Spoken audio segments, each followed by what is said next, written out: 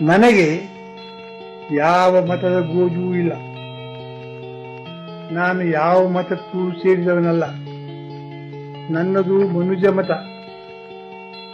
ವಿಶ್ವಪಥ. ನಾನು ಹಿಂದೂ ಅಲ್ಲ, ವಿಶ್ವಮಾನವ. ಮತವನ್ನು ತೊರೆದು ಅಧ್ಯಾತ್ಮ ಪಥವನ್ನು ಸ್ವೀಕರಿಸಿದ ಪ್ರತಿಯೊಬ್ಬ ವ್ಯಕ್ತಿಯೂ ವಿಶ್ವಮಾನವನಾಗುತ್ತಾನೆ. ಈಗಿರುವಂತೆ ಜಾತಿ, ಮತ, ವರ್ಣಗಳಿಂದ ಕಲುಷಿತವಾಗಿರುವ ಹಿಂದೂ ಧರ್ಮ ವಿಶ್ವಧರ್ಮ ಎನಿಸಿಕೊಳ್ಳಲು ಆರದು. 4000 ವರ್ಷಗಳಿಂದ ಮತ ಗುಂಪು ಕಟ್ಟುವ, ಜಗಳ ಹಚ್ಚುವ, ಮನಗಳ ನಡುವೆ ಗೋಡೆ ಎಬ್ಬಿಸುವ, ದೇಶಗಳನ್ನು ವಿಭಜಿಸುವ ಸಾಧನವಾಗಿದೆಯೇ ಹೊರತು ಎಲ್ಲ ಮಾನವರನ್ನು ಒಂದು ಮಾಡುವ ಶಕ್ತಿ ಆಗಿದೆ.